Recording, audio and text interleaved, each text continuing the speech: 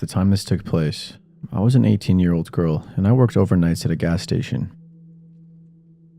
Since I moved during COVID, it was hard finding a job, and this was the place that called me back first. The shift was 10 p.m. to 6 a.m., and I was constantly watching the clock because of my state's lottery and alcohol laws. Normally, it was busy until about 12:30 to 1 a.m., and then after that, it was no more than a few people an hour until 5 a.m. hit. On this night, though, it was especially dead. After 11 p.m., there were very few people, probably because it was March and just starting to warm up. So from 11 to 1 a.m., the only people I'd seen were my overnight regulars and one or two delivery drivers. In my state, you have to stop selling alcohol at 1:30 a.m. Around 20 minutes before that, I got my first customer in about half an hour. He was a younger white man, no older than 40. He had longer dyed blonde hair and was wearing a white surfer t-shirt, which I took notice of because it's about 2,000 miles to the closest beach. As soon as I made eye contact with him, I felt disgusted. Not like I was going to throw up. I felt like when you wake up from a dream about falling off a cliff. It was like my entire body was screaming at me to get away from this guy. As he walked the 20 feet to the back of the store where the checkout counter was, I had to physically fight myself to stay there and talk to him. When he reached the counter, he quickly turned and started looking at the medicine shelf that was right across the counter. He looked for about 2 minutes, grabbing and setting down multiple different things before walking to the left and grabbing a soda from the cooler. He turned and walked up to me and set it all down on the counter. It was a large U-shaped counter, with the only entrance into the register area being on the opposite side of both of us. Since it was during COVID, there was a large plastic shield also surrounding the entire counter, leaving maybe a 9-inch gap between it and the counter. Before I could scan the item, he grabbed it back and smiled at me. "Do you like Mountain Dew?" he asks. Not really wanting to answer, I probably mumbled back something like, "Yeah," which was a mistake, because as soon as I spoke, I could feel him sort of lock into me. He then asked me numerous personal questions about myself, like where I grew up. He even asked me if I went to the college that was in town. He then asked me where I went to high school. By this point, I was creeped out enough that I figured I couldn't just stay quiet while he asked these creepy questions. Or maybe he would conclude that I was an easy target. With every question that he asked, I gave a bullshit answer. I even lied about having a boyfriend that I snuck into the conversation. At the end of this interrogation-like conversation, he still has the drink in his hand. He then turns and puts it back in the cooler and exclaims that he changed his mind. All of the phone accessories were kept behind the counter to deter theft. They were on a large turning display that had 4 sides. He told me he was looking for a charger, and I asked him which type. He then said that if he saw the one he needed, he would probably know. So he asked me to turn the rack while he looked. The entire time, I could feel him staring at me. He then says he found what he wanted, and he pointed to a pop socket. I told him the thing that he was pointing at was a phone accessory and not a charger.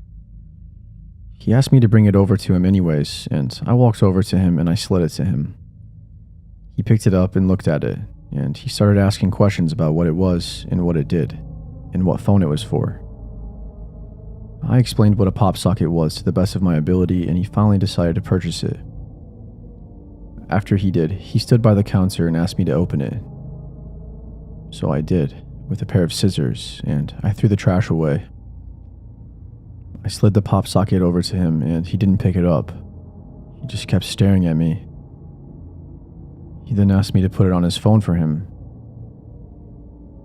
By this point, this guy had been in the store for about 30 minutes, and nobody else had even pulled up to get gas. I legit would have broken my own arm to get him to leave, so I quickly peel off the adhesive and stick it onto his phone. He then starts asking me more personal questions, and by this point I was praying to any and every god out there that somebody would walk through that door. He turned around while I stayed quiet, and I just looked at him.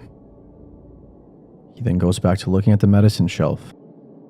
He grabbed a box of Magnums and threw them on the counter. I rang him up and he pays cash again. I hand him back the change and I was leaning on the cigarette shelves about 5 feet away after. He finally walked out the door and I thought that everything was over.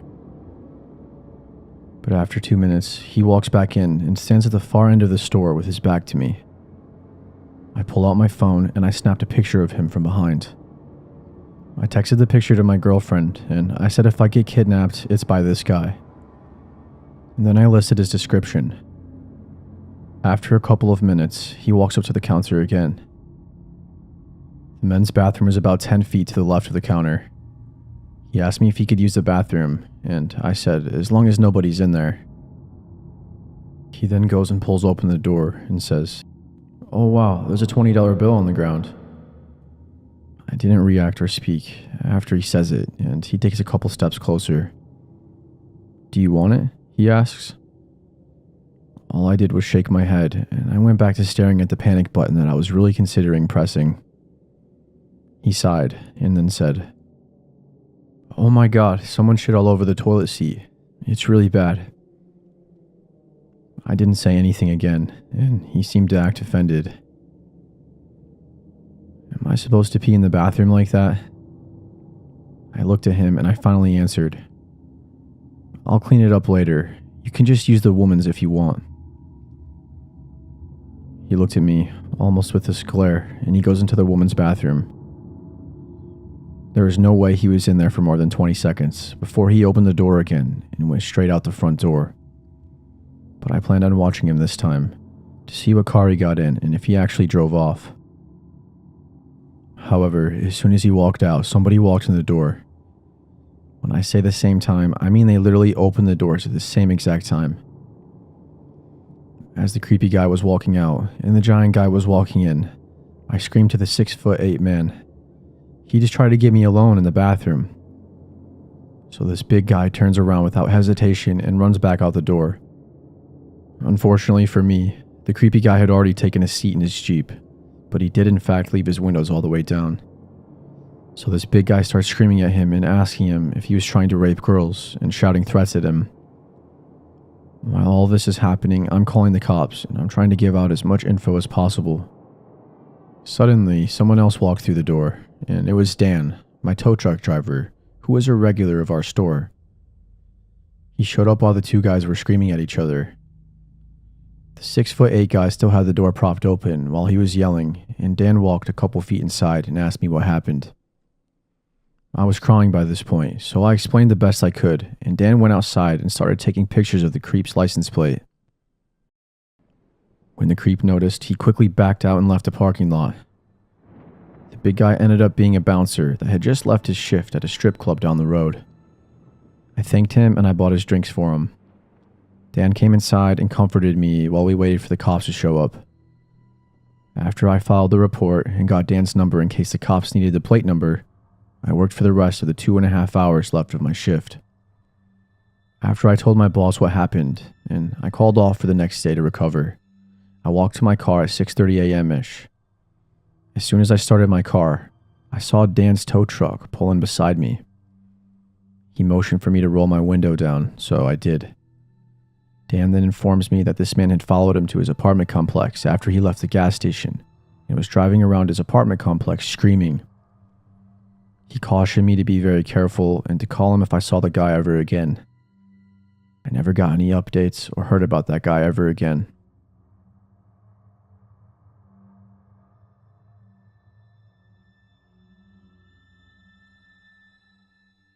My name is Jabril, and me and all the people in this story were seniors in high school during this story.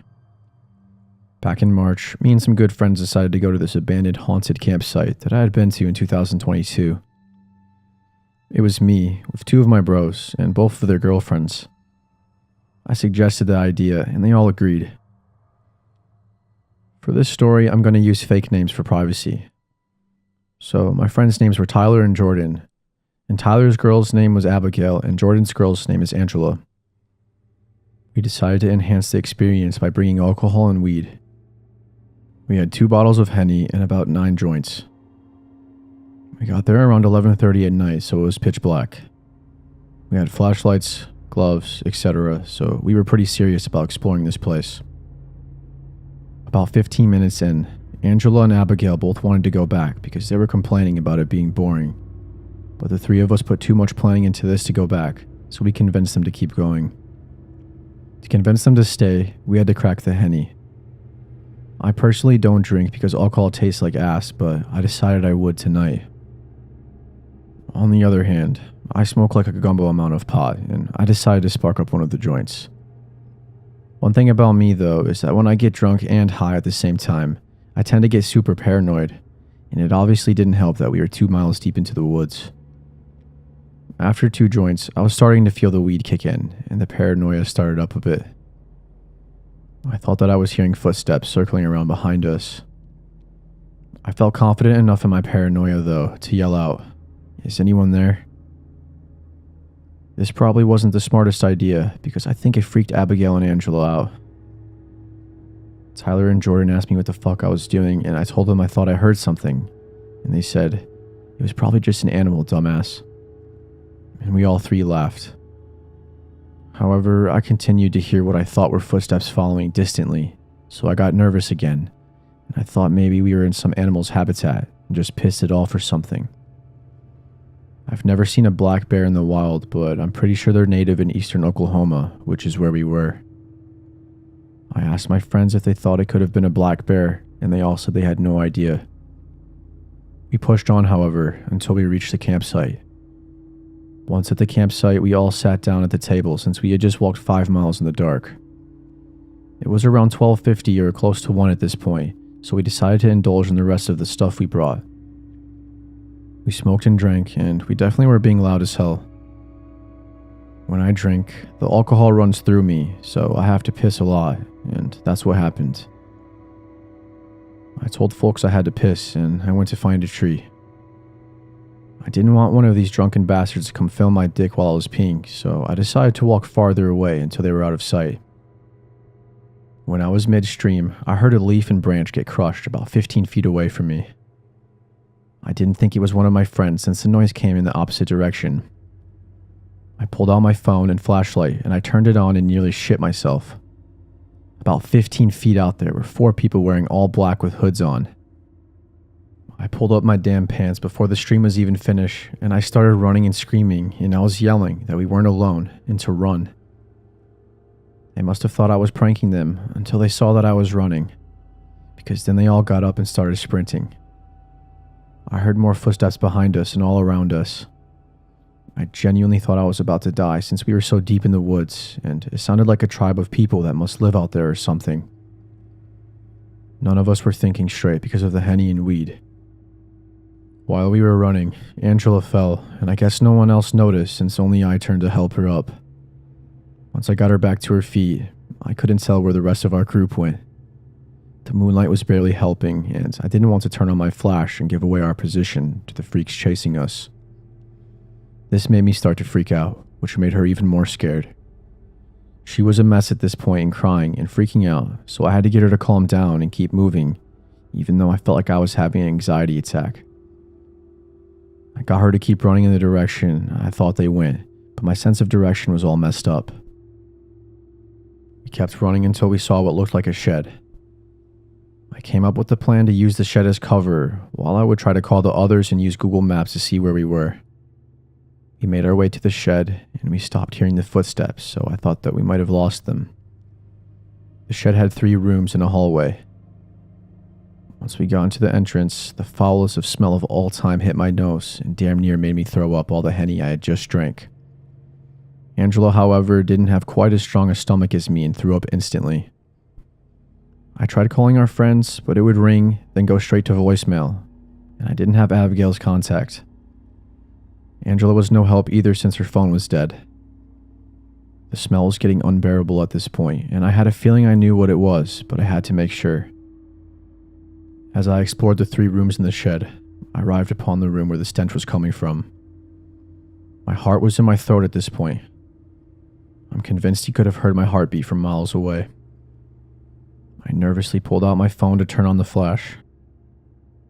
Once I tapped the flash, I was met with the most disturbing thing I ever and will ever see. Leaning up against the wall were two dead adult corpses with heads, arms, and legs missing. And on the ground in front was what looked like a dead baby. I instantly knew those freaks chasing us were responsible for this. I looked at maps on my phone to see where we were, and we were still 2 miles from any roads. I found Angela and showed her. She was bawling her eyes out, crying about how she doesn't want to die, but I low-key had accepted my fate. I truly thought I was dying tonight, once I heard the footsteps again, racing towards the shed we were in. I grabbed Angela and told her if you don't want to die, she needs to run, and don't look back. I had the idea that I could try to use a distraction to get them away from us. My plan was to run off in the direction the road wasn't, while Angela ran to the road, and I would hide somewhere until they passed by, then I would head for the road. I took off yelling to get their attention. It worked, because as I heard the footsteps coming from me right after. I should mention, I'm in good shape since I used to play sports in middle school, and I still played lacrosse for my high school at the time, so I was capable of running long distances. Once I thought I was far enough away, I got down low to the ground behind a tree and covered myself with leaves and branches to camouflage.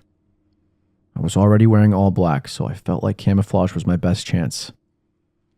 My biggest fear came true when I could feel a spider or an insect of some kind crawling down my leg. I have had insane arachnophobia since I was a little kid, and I've been bitten by spiders before, so that only added to my fear. But it was a miracle, because after what felt like hours but was probably more like 2 minutes, I could hear the sounds of lots of footsteps running off away from where I was. I still wanted to play safe, and I stayed down there for approximately 15 minutes or so before I thought it was safe to run. Once I was back on my feet, I headed for the direction the road was. I started calling my whole damn contacts list while I was running. It was 2:17 a.m. at this point, so no one was awake. I tried my mom and my dad's cell, but neither picked up after like 5 tries, so I called the house phone. After 2 rings, my dad picked up, all pissed off, asking why I called. I immediately told him the circumstances and about the 3 dead bodies I found, and he started freaking out, asking if they were still following us. I told him that I had lost him, but I was separated from all my friends. While I was on the phone though, Jordan finally noticed I had called and called me back. So I hung up on my dad and I picked up, and he immediately asked me where the fuck I was. I said we got separated and told him where I told Angela to run and to hopefully meet us there. He said okay, and I hung up to save my battery since I was under 10% at that point. I kept heading in the direction of the road until I saw the asphalt. Angela was hiding and got up when she saw me. She told me that she thought I had been killed. I called Jordan and I sent him my location, and he showed up around 5 minutes later. We were all relieved to see everyone was okay, and Angela and Jordan hugged each other for like 2 minutes straight. Once we were walking back to the vehicles, I told them about the bodies in the shed, and all of them freaked out even more and asked me why I hadn't called the cops yet, so that's what I did. I gave them an approximate location of where the bodies were, but I never heard back, so they must have been moved by that terrible tribe or whatever.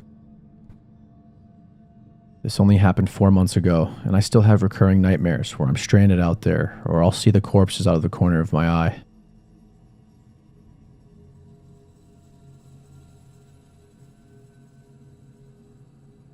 It was July 2008. We had just installed high-speed internet at an impressive 5 megabytes per second. Harry Potter 6 was deferred another year, and Justin Bieber was about to make his big break with the song One Time. And thousands of miles away, there I was, living life in rural Western Canada. The town I lived in was a settlement of perhaps 24 acres clustered together near a lake, and boasted just an elementary school with grades kindergarten through grade 5, and no stores. On this particular day, I was at school on the playground, all alone, swinging and pondering life. None of my friends were around, but the solitude never really bothered me. I was perfectly content, just swinging and pondering life, and daydreaming as I often did. That was when I noticed the van behind me. It was your classic creepy van. Older, large, and a boxy white generic van. But what struck me as odd was how slow the van was driving. He could not have been driving faster than 10 kilometers per hour. Still swinging, I craned my neck and watched his van slowly creep along and then out of my line of vision. I thought that was the end of it, but a few minutes later, along comes the van again, ever so slowly, and this time, it was driving on the road in front of the park. The best way to vision where I was is that of a square. The road wraps completely around the playground, which is situated on a slight hill. I watched the van creep along, turn left, and then out of sight. There were trees and houses obstructing my view. And then back behind me it came creeping along, ever slow and present. As I watched it disappear for the second time, I recalled an incident that took place just 2 months prior. In the nearby town where I was attending school, a few kids in the grade below mine had been approached by a man as they walked home from school who offered them candy. He had allegedly been driving a white van. School officials had urged us to stay very vigilant. I began to run across the field, determined to beat the van to that road. Don't panic, I told myself. It's probably not the same guy. And that is when this idea hit me. Oh, the idiotic, dangerously foolish idea hit me. I was going to hide myself in a nearby bush, and as the van crept by, I would obtain its license plate and give it to the police. It would be too easy. 12-year-old self, what were you thinking? Anyways, I wasn't thinking, because I did just that. I hid in the bushes, and I waited, and waited. I waited to no avail. And as I waited, the logical part of my brain kicked in. This was an extremely lonely, well-concealed spot of land. So maybe, just maybe, trying to obtain this license plate was not a smart idea. I suddenly wanted very much to not be in that isolated bush. So abandoning my attempts at being Nancy Drew, I began the journey home with a sense of urgency. As I walked along the dirt road, I took in my surroundings and saw no van. Perhaps it had left the area, I thought hopefully. I turned right, away from the school and playgrounds, and began to walk towards my house. Safety lay just beyond the hairpin turn of a road that I was jaunting along. Suddenly, a loud screeching of tires came into my ear canal. I turned slightly and saw it, the white van. Where it came from, I did not know, but what I did know was that I was extremely isolated and that it was speeding towards me. That was when my lizard-like brain took over. I no longer thought. I ran. I was no longer a whole being. My sole purpose was to run. I can still feel my sweaty feet sliding around in my sandals, and I can still see my pink skirt frantically trying to keep up with me running, still hearing those squealing tires. I flung myself down the hill. At the foot of it laid my house, my lifeline. And out of the corner of my eye, I saw the van for the last time. It was carelessly turning left and away from me. The next thing I remember, I was standing at the family deep freezer with a red freezy in my hand. Vaguely, I heard a faint voice miles away. I was breathing heavily, hyperventilating really. What happened? What happened? My dad's face was white as a ghost. A hardened man, he looked truly afraid. I spat out the story and bursted into tears, and my dad hugged me. He told me that I was safe and reassured me. Then he left, determined to find this van. As he was gone, I ran throughout the house, locking the doors. It was a large house that contained 4 doors. When my dad returned, he told me he had seen no van. It had disappeared into the afternoon sun. My dad phoned the police right away, and he stressed the similarities between what happened to me to the reports of what happened to my schoolmates. Unfortunately, the police never came to talk to me. I don't think they really cared. I stayed in the house for the next few days, afraid to venture out. But as the days wore, I regained my confidence to return to the park, and life went on. I never did see that van again. I still shudder to think about what may have happened all those years ago if I had let that van catch up to me. Before I begin, I should get the usual stuff out of the way. I'm a 16-year-old female, and I recently asked my mom about this since I don't remember all the details. When I was just 3 years old, I lived in Ohio, and I was what you would call the happy child. I rarely ever cried and always smiled, and I absolutely loved to talk to people. I also looked really adorable. Short red hair, green eyes, and I loved wearing a yellow polka dot dress with Minnie Mouse pins. I also had a really high-pitched squeaky voice. I personally wouldn't say it was annoying, but you could definitely tell if I was talking and what I had to say. That's really important to keep in mind. It was sometime in the summer. My dad worked at a DVD company before the days of Netflix, so it was just mommy and me time. On this particular day, my mom took me to the mall to shop around since she was expecting a baby boy. And me, being the happy little kid I was, came with her to help, which was to just run around the stores and look at toys and other stuff that kids do. When we got to the Gap outlet, I was really bored and I was starting to get cranky. But my mom said if I was good, I would get to go to Build-A-Bear, and to a 3-year-old, that place is like heaven. So I decided to sit at the front of the store and pretend to be a mannequin. My mom was okay with it since she wasn't that far away, and people walking by smiled and waved at me. That is until I saw this creepy guy. The way this certain mall was set up, there were benches in front of certain stores, near small carts, that sold random things in trash bins.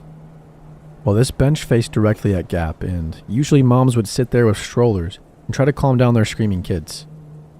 My mom told me that later on, since I couldn't remember jack shit, but this guy, he just sat on the end of the bench and stared directly at me and was looking me over. This dude was the most disgusting man I had ever seen in my life. Long, greasy, unkempt black hair and dark green torn and stained shirt. He had ripped and dirty jeans and also a long greasy beard. This dude was gross, but me, being the friendly 3-year-old I was, waved back and smiled at him. He smiled the most creepy smile, and I could still remember how yellow his teeth were as he waved to me. At this point, I didn't feel scared or threatened. I just thought a nice man smiled at me. I then climbed out from behind the mannequin area, and I was about to go to my mom when I heard him behind me. "Hey sweetie, what's your name?" Quickly turned around and saw the dude, now kneeling at my height, smiling at me. "Hi, my name," is along the lines of what I probably said. "Nice to meet you. How old are you?" he asked, and me not seeing what was wrong with this, told him my age. "Wow, 3? That's really cool. Do you like candy?" "Nah, I'm older." I really facepalm at this, knowing that the dude was using the whole candy gig, and that I was actually falling for it. "Yeah," I said. "I like chocolate and gummy bears, and lollipops." Again, I don't remember word for word what I said, but it had to have been along those lines. "Oh really? Me too. Say, the candy store has tons of gummy bears, so why don't you come with me and pick out all the candy you want?" It was right then that he stood up and held his hand out for me, and innocent little me gladly took his hand and began to jump around excitedly. But as soon as my hand was in his, my heart sank and my excitement immediately died. This dude began to drag me out by my hand until I hear the best thing that I could hear in that moment. "Hey, get the hell away from my kid," my mom screamed. At this point, I think literally everyone's heads turned around toward my mom. I've never seen my mom so pissed and ready to kill in my life, but at that moment, she went into mama bear mode. My mom told me that the man looked down at me, looked back at my mom before letting my hand go and running the hell out of the store. My mom ran to me and pulled me into the tightest hug a very pregnant woman could do. And by then, security had come and started searching the whole mall, but he was long gone.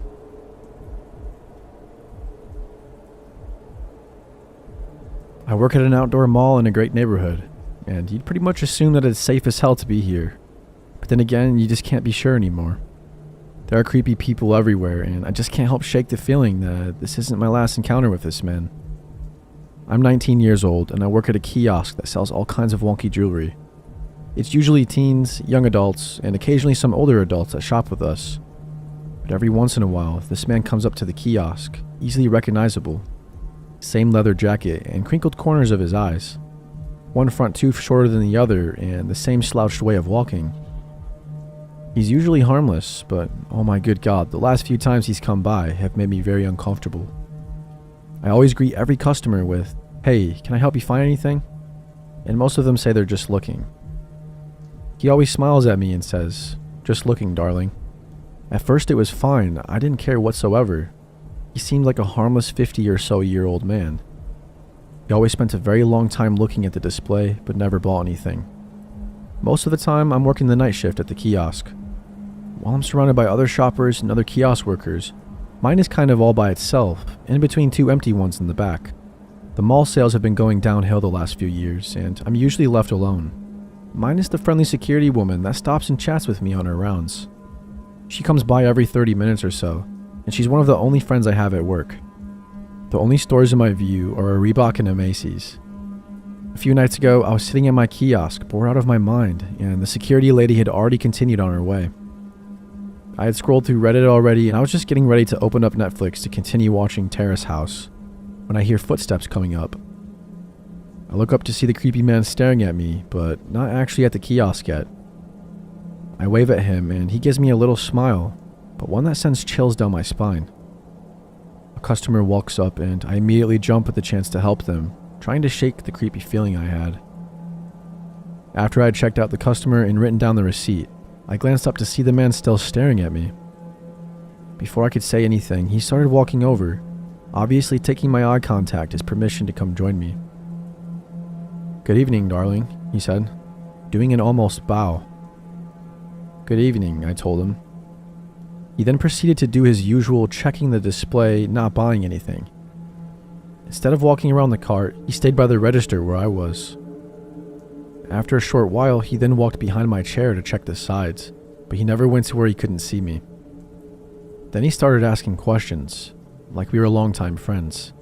"So, honey, do you have a boyfriend?" I kind of guffawed at that because I've been single for over a year now. I told him no, I didn't have a boyfriend, but there was a checkout girl I found pretty damn cute at my local grocery store. "I see," he said. "Do you have any plans after work?" he asked me. I was definitely getting uneasy at this point, but I told him yes, that I was going to a party. "You gonna hook up with any boys there?" he asked. My jaw dropped. Whether or not I was hooking up with any boys was in no way any of his business, but I just told him no. He smiled a little and said, "Good. You're way too pretty for them little boys anyway." He faced me again and came up to hug me. Until this point, I hadn't realized my heart rate increasing, and it only became apparent after I found it harder to breathe. Before he could do anything else, Linda, the security woman, walked up and glared at him. "Hey, if you're not going to buy anything from this young woman, I suggest you go loiter somewhere else."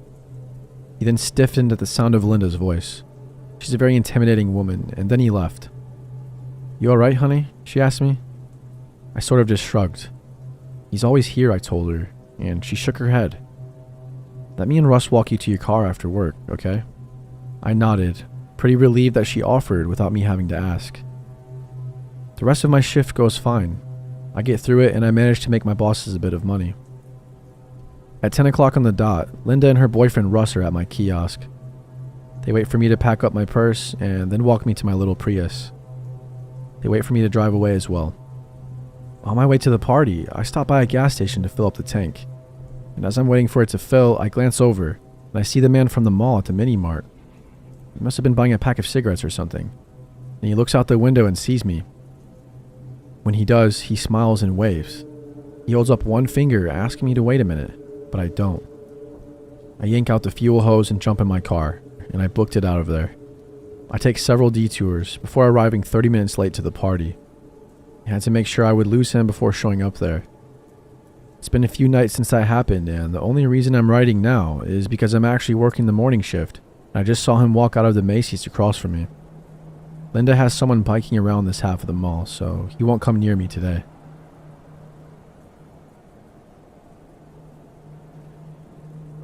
On Saturday, I got a call from a few friends about going to the mall. It was a stressful week at work, so I thought some retail therapy would definitely help. We shopped for the typical lady stuff like makeup, lingerie, and shoes before we decided on hitting the food hall for lunch. I gave the girls my order and then I told them that I would come and find them as I needed to use the restroom. The bathrooms were at the end of a large and wide corridor and were your typical mall type of restrooms with lots of stalls. Anyway, so I sat down to, well, you know, and I could see from the gap on the floor between the wall of the stall and the floor, lots of movement from somebody's shadow. I wasn't sure if they were getting changed or not, so I didn't pay much attention at first, but it felt like the shadow was coming from above at some points. You know, as if the light above were being obstructed by something. After maybe the third time, I decided to look up and I could see a phone and parts of a guy's arm leaning over. Somebody was taking photos of me. I instantly shouted out, "What the hell, you freaking pervert?" And then in a moment of sheer shock and disbelief, this all very quickly turned to fear as I got up and leapt out of the stall. Then I was greeted by an empty bathroom. Not one person was in sight, and from the quick glance of the mirrors opposite, there was only one stall shut that was next to mine. I ran for the restroom exit, but it was locked. Luckily, it had a twist lock that I could turn, and as I did, I heard a small stall open from behind me. I got out immediately and turned as I exited and noticed a sign on the door saying, "Closed for maintenance." This sign was not here when I went in. I screamed some more, shouting to get anyone's attention as I ran down the corridor towards the food hall, and had obviously caught the attention of a few people. A group of 3 guys stopped me and clearly could see the panic in my eyes. They quizzed me, and I explained, and 2 of them ran towards the ladies' restroom and one to find security. Security arrived within minutes. After a while, a rather large crowd had gathered due to the commotion, and although I was in the comfort of my friends, security, and now the police, I'd never felt more alone. Security and the police, nor the 2 guys found anyone. There were a few staff-only and fire exit doors down the corridor, so plenty of escape routes for whoever this guy was. I gave my statement down at the station later that day once my parents showed up. The police said that they had security tapes from the CCTV cameras that point down the corridor and will keep us updated with any news. Hopefully they find this guy.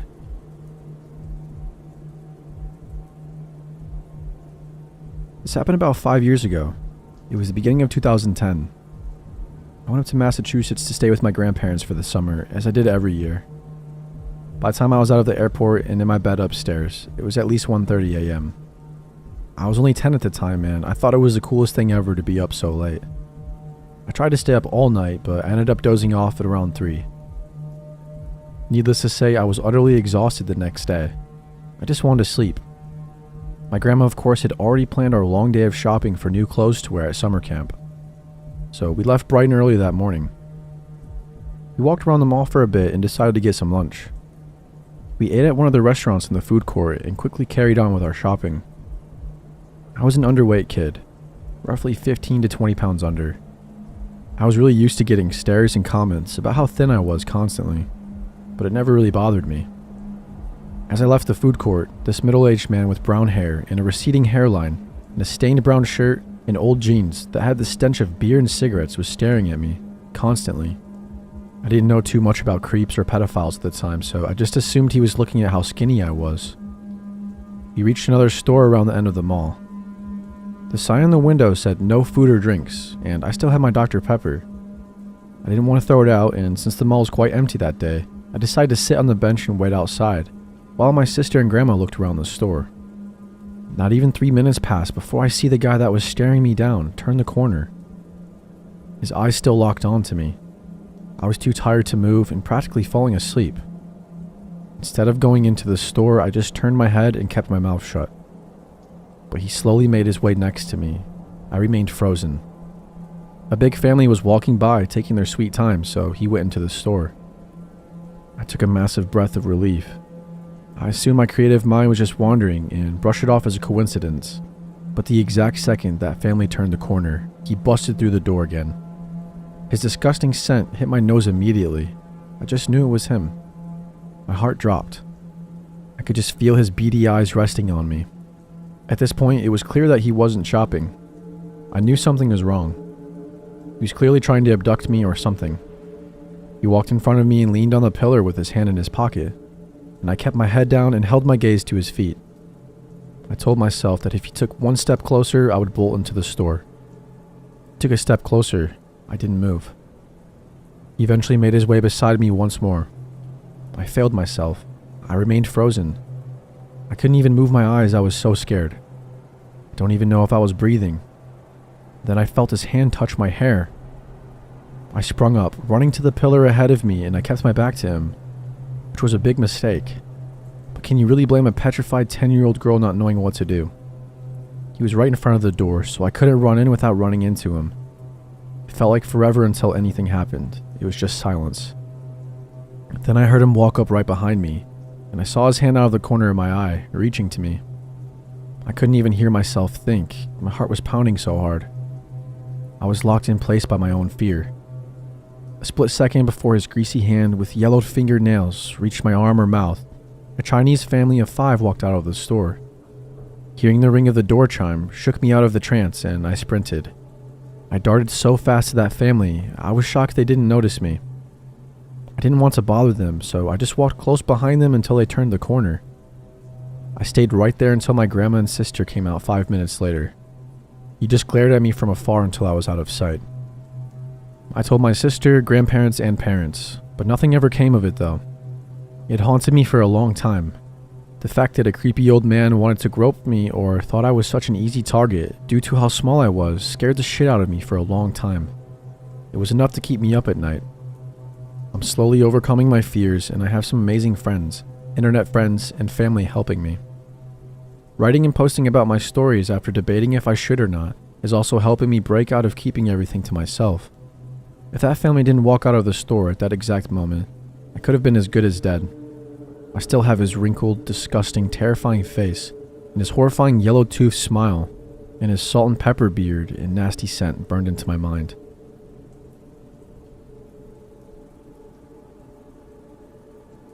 Firstly, I'm not the best writer, nor do a lot of people know that this happened to me.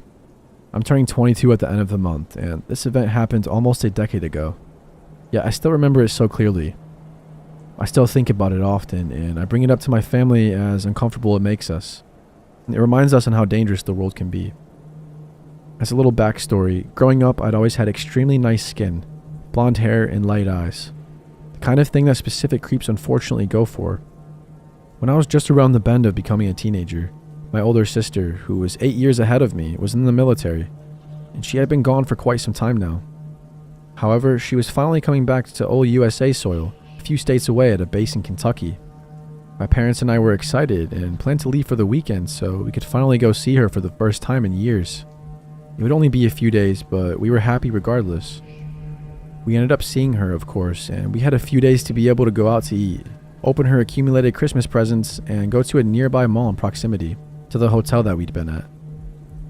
I've never seen someone so happy just to wear regular civilian clothes. LOL. I digress.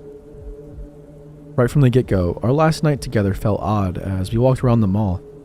Just one of those creepy vibes you get from an unfamiliar area. It wasn't too long until closing, and at this time frame, malls close at about 10 p.m. or so.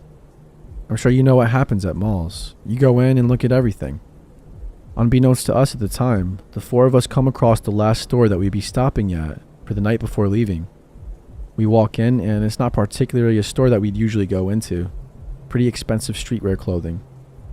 Like the pesky 12-year-old I was, I go back and forth, pestering my mom and dad walking around the store as my sister looks around as well. Suddenly, my sister walks over to my mother as I'm near my dad and whispers something to her. A man with the most defined black mustache I remember had been tailing us and doing the typical retail routine. "Hi, is there anything I can help you with? Can I find you something?" But he's being persistent and only asking my dad these things. The man didn't speak broken English, but his accent was incredibly thick. Perhaps Turkish, we think. My sister and mother walk out of the store and keep eyeing back at my dad. The "alright, let's go, now" look. Now me, being 12, feeling even worse vibes. I didn't understand why my mom and sister are wanting to leave so badly. But I start to catch up to them regardless. As my dad starts to notice us leaving, he begins to walk out as well. But the man stops him as I'm still in earshot. I found out at this point the man had been staring at me almost the whole time, with my aloofness to the situation. He looks away from me and to my dad and asks, "So how much for the little one?" My dad, visibly confused, chuckles uncomfortably, thinking it's some kind of really tasteless or bad joke. My mother and sister don't hear this and are still waiting for myself and my dad to catch up several feet away. My dad furrows his brow and replies, hoping for some kind of explanation. The man proceeded to say that he just wanted to purchase me. Visibly protective dad mode now, and realizing the man is completely serious. "We don't do that here." His rising tone was palpable, and he starts hurrying me away to my mom and sis, and we start leaving as he tells them what just happened. The whole drive back to the hotel, my sister is just constantly getting more upset, saying if she had known, she would have killed the guy. And honestly, I'm not sure there's anything really we could have done. But regardless, the entire situation was beyond uncomfortable, especially now that I realized the implications of what was going on. I went clubbing for the first time recently with a group of my friends for a girls' night out.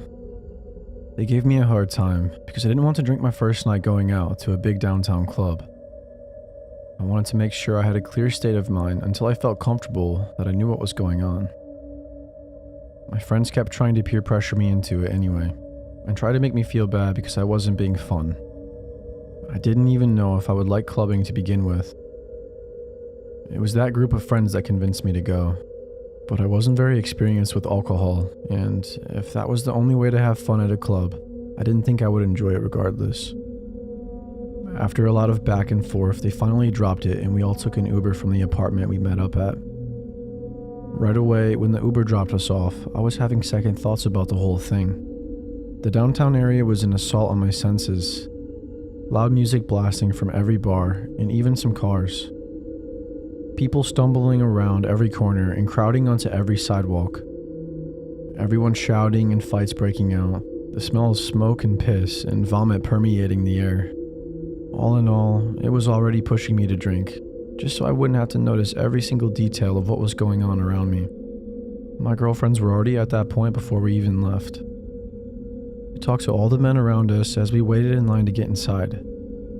It took 20 minutes of waiting, and the whole time I was in my head about what I was wearing, how much skin I was showing, who I was with, and what I was doing. Every time a man tried talking to me, I just brushed them off, which my friends again gave me a hard time for. I was already starting to regret ever befriending these people, and I realized that I was never that close with them. I had randomly started hanging out with them because I shared a class with one of them, and I had gone through some kind of end of college crisis where I thought I needed to be partying more, and these girls seemed like the people who could get me into that. Unfortunately, it seemed like I just wasn't into it. However, right as I came to this realization and felt the urge to immediately go home, we got to the front of the line, and I found myself walking into the club. I thought it would be better in there, but the opposite was true. Suddenly, I was choking on the smell of fake fog, being attacked by ridiculously loud speakers trapped in an echo chamber, and I was crammed into a confined space with what felt like 1,000 people. We all pushed and shoved our way into the bar, and they ordered some overpriced drinks. I started to open my mouth to ask for water, but then it was like the bartender knew, without me saying anything, that I wasn't going to buy a real drink, and flat out ignored me, moving on to the next person. Before I knew it, my friends had their drinks in their hand, and then they just disappeared. I was trying to get the bartender's attention, but unsuccessfully, and when I looked back, they were gone. I felt like I was going to cry. I was kind of pissed off and wanted to go home too. So I pulled out my phone and I started to call an Uber, but then a guy tapped me on the shoulder. "The bartender's ignoring you, huh? Let me get that drink for you," he offered. Having to shout over the music mere inches away from my face just to be heard. "Oh, no thanks, I'm good," I said back, almost screaming. I was only getting water. Also, I was just about to leave, I think. The guy frowned and pouted. "But didn't you just get here?" he asked. I couldn't think of what to say for a second, but then I didn't get a chance. "Those friends of yours, did they ditch you?" he asked again. I tried not to give him a clue, but he instantly read my face and knew. A rush of anxiety and paranoia flooded my brain. Damn it, I thought. This is the worst case scenario. My friends have left me alone, and now some strange man knows I'm alone, and I haven't even spent 5 minutes in this place. The only thing going for me, and I thanked myself for this, was that I was completely sober because I decided not to drink. Unfortunately, I was dealing with one too many emotions to have a totally clear head. In the moment, the only course of action I saw fit was to leave immediately without saying another word to that creepy guy, or slowing down to inform my crappy friends. I stood up from the bar and I made a beeline for the exit. The weird guy shouted after me, and without looking back, I knew he was about to follow me. My stomach dropped. Had I made the wrong decision? Maybe, but now I had to maintain conviction. I got out of the club and I pulled out my phone to call the Uber. I set the pickup point to a random spot 2 blocks away because I knew that I was about to have a full-on episode if I didn't get away from all those people. Right as the Uber said they were on their way, I heard that guy shouting at me again. Uber was only 4 minutes away, but that creep would certainly catch up to me before then. He was running, like actually running after me. I knew I hadn't forgotten anything at that bar, so there was no good reason for him to be doing it. When he was right about to get to me, I stepped out into the street in front of a slow-moving car, causing them to slam on the brakes and honk at me. Then I turned around to see the man reaching out to grab me, and without thinking, I stopped and screamed in his face. "Leave me the hell alone, I don't know you." The piercing tone of my voice rang out of everything. All the music, all the conversation, and all the sounds of the night. Everybody on the block stopped and turned to look at us. Perfect, I thought. What better time to cause a scene than right now? With all eyes on him, the man put his hands up and backed away. When he got back on the other sidewalk, I continued power walking in the direction I was going. When I rounded the corner 2 blocks away and got to the pickup point, I was relieved to see that there were still people around, though not as many. However, the Uber was still 2 minutes away, which was long enough for that creep to find me again if he really wanted to. I stood on the curb, tapping my foot anxiously, and I kept looking all around. Across the street, there was a man talking on his phone who kept glancing at me. A minute later, a man came around the corner at the other end of the block. He was also on his phone as he walked and kept glancing between me and the other guy. He slowly walked down the sidewalk, getting closer and closer to me. Finally, the Uber came around the corner I had come from, and I flagged it down. But right behind the car, in the same moment, I saw the creep from the club walking toward me on his phone. Suddenly, I realized that another car had pulled around the other corner, and that the only life on this block was me. The 3 men, and the 2 cars. I started to panic. Which car was my Uber? Which one was a one-way ticket to hell? Thankfully, there was an Uber light in one car and an obvious-looking Uber driver in the one pulling up closest to me. Before he even stopped at the curb, I ran out in front of it and rushed inside, then screamed at him to lock the doors. He managed to lock them just seconds before one of the men tried the handle of the door I just came in through. Without needing any other context, the driver sped off.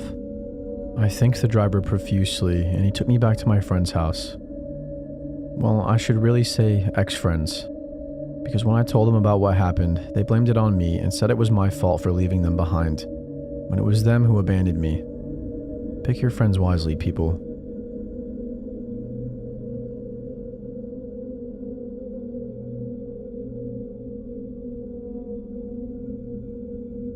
I took a walk through the park late one night when I couldn't sleep. A lot was going on in my life at the time. My mother was sick, and I had just been laid off from my job. And all of this coming after breaking up with my girlfriend of 3 years. I couldn't stand to be inside for another minute. Just endlessly scrolling was no longer distracting me from my problems. My apartment at the time was just a block away from a nice park with a pond and some ducks. So I brought an old half-eaten bag of frozen peas I found in my freezer in hopes that I might share the company of some birds. Then I went out into the street. It was just past midnight on a Tuesday. Nothing was going on anywhere near me, and I was the only person out of the street, except for a car or 2 that passed by on my way. Normally, I would be among the people sleeping at that hour, but ever since I became unemployed, I didn't have a reason to sleep or work to tire me out. I wasn't used to the street being so empty. It was eerie, but also in a nice way. I didn't feel the need to listen to music like I usually did when I walked outside, when things were loud and busy. I was already starting to feel a little better by the time I got to the park, which was also desolate. It was much darker too. The lamps were fewer and farther between, not to mention dimmer. I was accustomed to seeing at least one homeless person sleeping on a bench in that park during the day, so I moved through quietly to avoid disturbing anyone who might be around, and I made my way to the pond. I took a seat on the incline of the shore and scanned the water for ducks. I found them huddled in a small thicket of cattails, surrounded by a mat of algae. They were sleeping, stirring slightly at the sound of me sitting down nearby, but not coming out to investigate. I set my bag of peas down, a bit disappointed. I thought it would be a nice experience to hear them quacking and watch their little bills go to town on a cluster of half-frozen peas, but then harass me for more when it ran out. But I didn't want to try coaxing them out of their sleep by throwing any at them. I thought that would be more terrorizing than anything. Instead, I sat alone in the grass, totally by myself, in the darkness and quiet.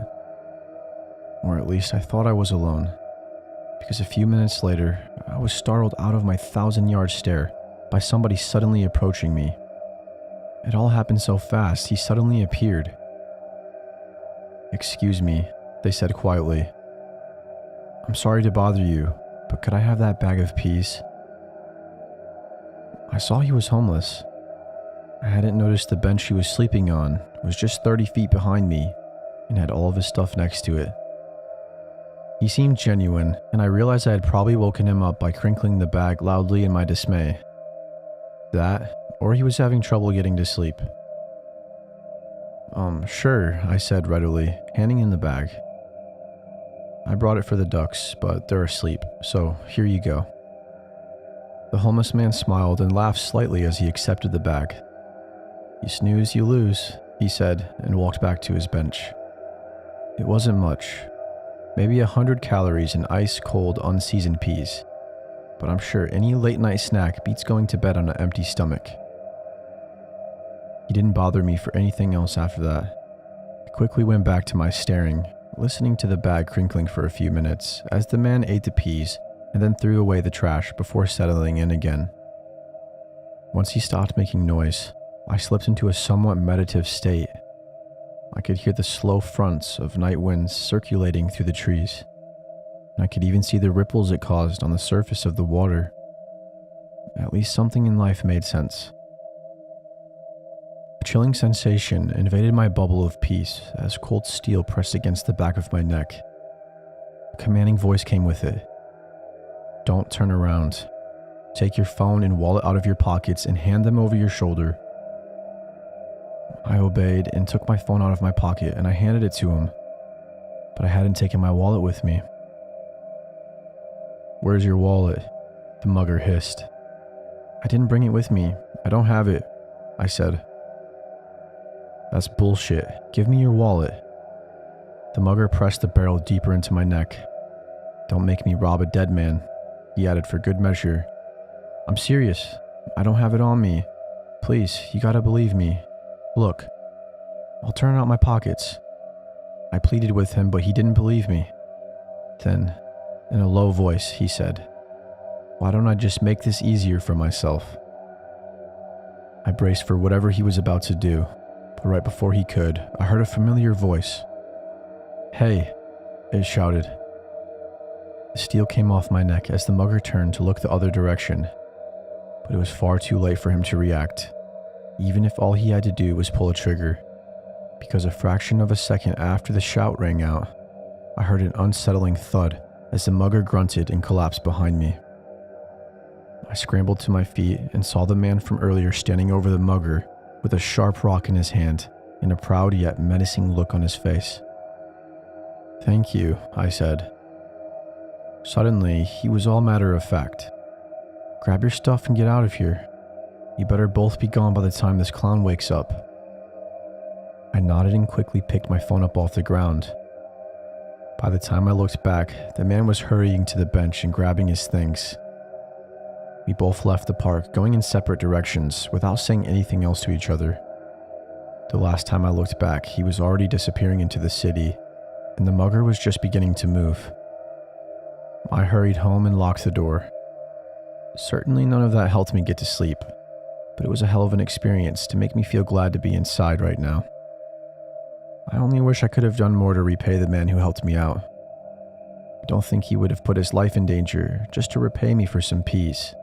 He seemed like the kind of guy who would have still helped me, even if I ignored him.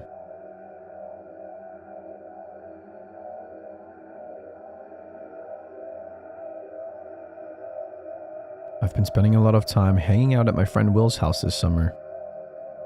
His dad has a few acres out in the boonies, about a 20-minute drive away from my house, and I already live on the outskirts of civilization in the area.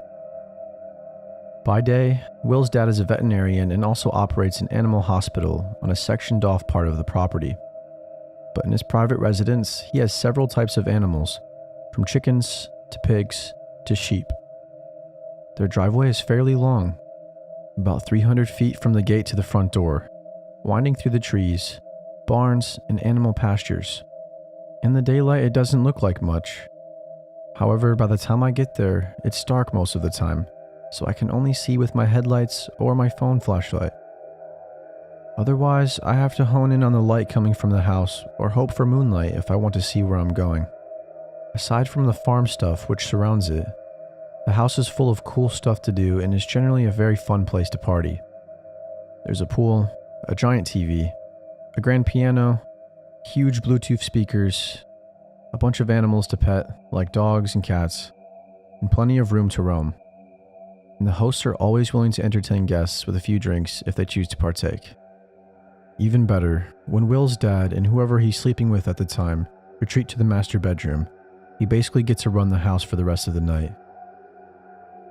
Will and I are the ones most frequently doing it, but he is also inviting other friends of ours and encourages people to come hang out frequently. One night, we invited a newer friend of ours named Sam. We met him at our hangout place in town and he seemed cool, though a bit naive. When he arrived, we let the dogs out in the front yard so they could do their business and let off some steam after the excitement of meeting a new person. I looked out in the driveway and I noticed that there wasn't an additional car parked there. I asked Sam where he parked and he said his mother had dropped him off and he planned to Uber home.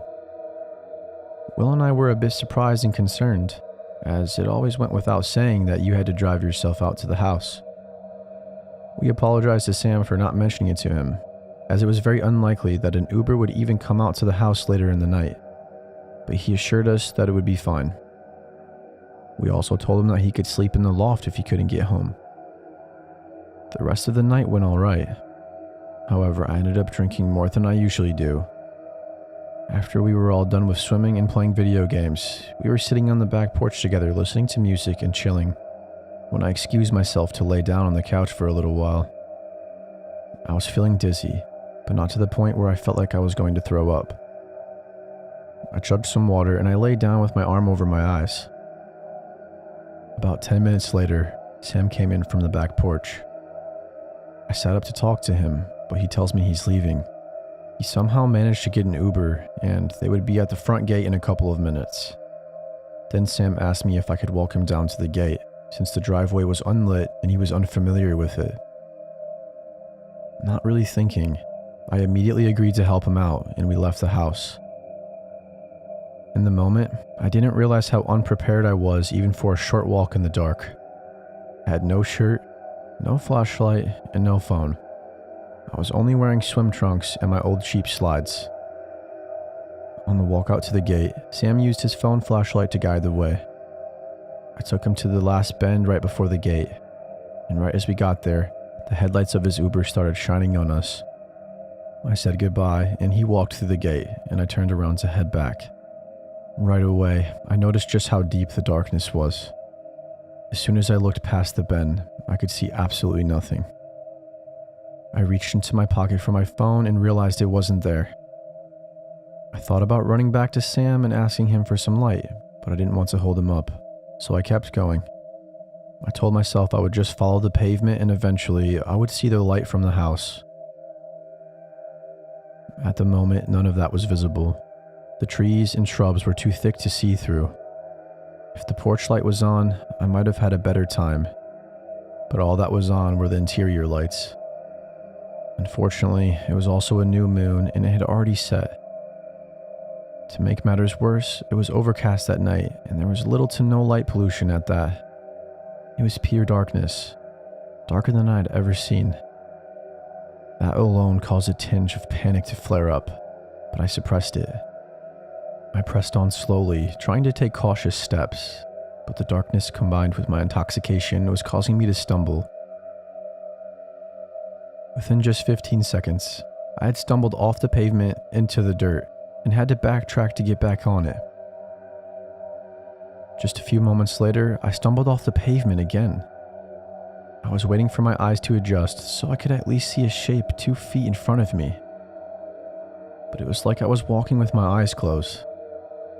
I tried to listen for music from the porch, but I couldn't hear it. All I could hear were crickets. Not even the animals were making a sound. They were sleeping and hushed for the night. I prayed that the crickets wouldn't go silent. The last thing I wanted was for the dread of total silence. Suddenly, after being lost in my thoughts, I realized I had walked off the pavement and not noticed for some time. The cheap slides I was wearing were interfering with my ability to feel the ground. I stopped for a second and tried to peer into the blackness for a speck of light. Now I saw several, but which one was my destination and which ones were from the neighbors half a mile away through thick stands of trees? I had a feeling about one in particular and I headed for it. 5 strides later and I walked into a tree. I stepped back and tried to look at it. Finally, I could see that there was something there, but it was a pale blur without depth or detail of any sort. Now I knew I should be keeping my hands out in front of me so I don't hit my face on anything else. I turned 90 degrees in hopes of making it back to the driveway pavement and continued. Maybe 10 steps later, and I felt the worst possible thing imaginable touch my hands. A giant spider web. It was one of those spider webs where it doesn't just feel like a few strands of silk tickling you, but it feels like you run into a solid object. Suddenly, a gigantic net of silk was wrapping around my arms, and any single strand could have an angry and unidentified spider on it. I completely flipped my lid, jumping around like a pissed off horse and slapping myself all over my body, trying to scrape off all the silk and get that spider off of me. Finally, after a whole minute of freaking out, I felt safe from the spider. However, now my heart was racing, and I had induced myself into a full-on panic. I tried to calm myself down, like breathe normally, and get my bearings, but I was undeniably even more lost than I was a minute ago. Part of me wanted to just sit down and wait until I could see, whether that meant waiting until dawn or until someone came out to look for me. But then, those thoughts were racing through my head. Would anybody come looking for me? For hours? The only person who knew I walked out there had just left, and I had no way of contacting them. Will and our other friends could sit out there for hours thinking he had crawled into the loft and passed out, and just not bother looking for me. If I tried to head toward a light, I might be heading in the wrong direction and end up on someone else's property. And then they would think I was a trespasser and try to shoot me. Could I even get through the woods? Oh God, I thought. Am I already in the woods? Did I already stumble into the tree line and then stupidly run further into them while I was freaking out? I always thought I knew what to do if I were to get lost. But I always thought I would have more stuff on me to help me, and I always thought I would be able to see. It's so empty and wooded out there. I bet nobody would even hear me if I screamed for help at the top of my lungs. Sitting in place and making sure I didn't make things worse was sounding like a good idea. But no, I couldn't do that. That was ridiculous, and maybe thinking that was just my ego putting me in danger. But I wasn't helpless yet. I shouldn't stay out there all night, exposed to the mosquitoes and ants and spiders and whatever carnivore might be sneaking around in an attempt to steal a chicken. I knew that I couldn't be more than a few hundred feet from the door. I just had to figure out where to go. I had to rationalize myself out of this situation, despite the panic and despite the intoxication clouding my judgment. I closed my eyes and did nothing, but breathed for a few minutes. The first thing I needed to do was calm down. When I opened my eyes, I looked up. The sky did have a little bit of light to it, the most tiny amount, but just enough to see the difference between the paler clouds and the trees above me. I looked in a circle and finally saw a hard shape. I studied it and I knew it had to be the roof of a barn, which might lead me back to the path or farther away from it. But if it was the latter, I could just turn around. I headed toward it, walking with my hands out in front of me, shuffling slowly in the dirt. Then I saw it, a faintly illuminated stripe on the ground. It was the driveway. I rejoiced and stepped onto it. I headed toward the dots of lights, still stumbling off the pavement like the idiot I was, and running into a branch along the way. But then I finally made it. I could see the front of the house. I've never felt so much relief simply by walking through a door and getting inside. I immediately went out to the porch to tell my story of my harrowing experience and make light of it. But it was honestly a frightening several minutes, which has taught me to never walk out into the country unprepared.